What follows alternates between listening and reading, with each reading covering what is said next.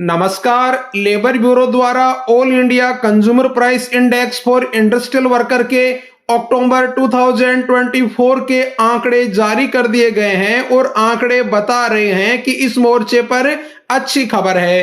तो खबर यह है दोस्तों कि अक्टूबर 2024 के all India consumer price index के आंकड़ों में 1.2 की बड़ी बढ़ोतरी दर्ज की गई है और ये 143.3 से बढ़कर 144.5 पर पहुंच गया है। ध्यान रहे कि अगस्त के महीने में all India consumer price index में कमी दर्ज की गई थी, जबकि सितंबर के महीने में इसमें 0.7 की बढ़ोतरी देखने को मिली थी। तो अगस्त महीने की मामूली गिरावट के बाद सितंबर 2024 में all India consumer price index में अच्छी बढ़ोतरी के बाद अक्टूबर महीने की इस बड़ी बढ़ोतरी का जनवरी 2025 के डीए रेट्स पर पॉजिटिव असर पड़ना तय है। ध्यान रहे कि जुलाई 2024 से कोरोना के बाद पहली बार डीए वृद्धि दर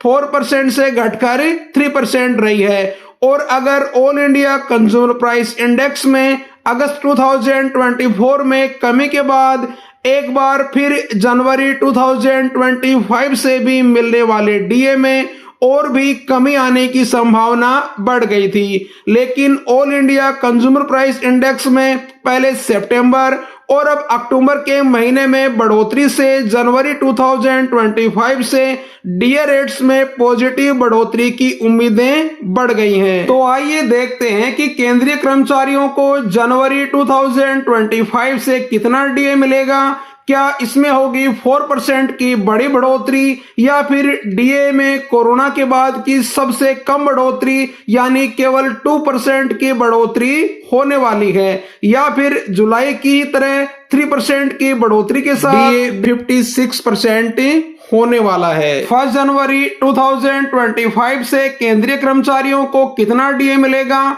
इसकी कैलकुलेशन के लिए हमें जनवरी 2024 से दिसंबर 2024 के all India consumer price index for industrial worker के आंकड़े चाहिए और अक्टूबर 2024 तक के आंकड़े हमारे पास आ चुके हैं। तो अब हम नवंबर और दिसंबर महीने के all India consumer price index के आंकड़ों का अनुमान लगा 1 जनवरी 2025 से मिलने वाले डीए का सटीक अनुमान लगा सकते हैं। तो आइए शुरू करते हैं।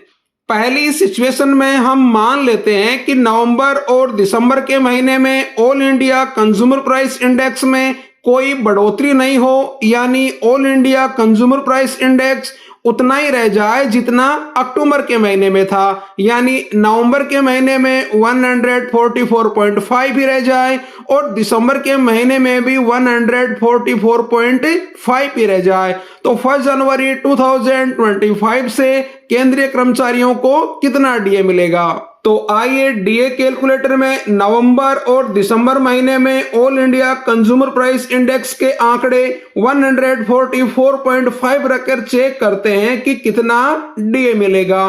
तो डीए आ रहा है 56.06, यानी अगर नवंबर और दिसंबर के महीने में all India consumer price index में कोई बढ़ोतरी नहीं भी हो तो 1 जनवरी 2025 से केंद्रीय कर्मचारियों को 3% की बढ़ोतरी के साथ 56% डीए मिलने वाला है। जुलाई के महीने में all India consumer price index 142.7 था और अगस्त के महीने में इसमें 0.1 की गिरावट दर्ज की गई थी। तो दूसरी सिचुएशन में हम मान लेते हैं कि नवंबर और दिसंबर के महीने में all India consumer price index में कोई बढ़ोतरी नहीं हो, बल्कि all India consumer price index नवंबर और दिसंबर के महीने में 0.2 कम हो जाए। तो 1 जनवरी 2025 से केंद्रीय कर्मचारियों को कितना डीए मिलेगा। तो आइए डीए कैलकुलेटर में नवंबर और दिसंबर महीने में all India consumer price index के आंकड़े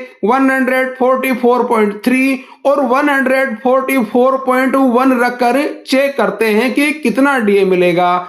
तो ये आ रहा है 56.01। यानी अगर नवंबर और दिसंबर के महीने में all India consumer price index में कोई बढ़ोतरी नहीं हो बल्कि ये 0.2 कम भी हो जाए तो 1 जनवरी 2025 से केंद्रीय कर्मचारियों को 3% की बढ़ोतरी के साथ 56% डीए मिलने वाला है।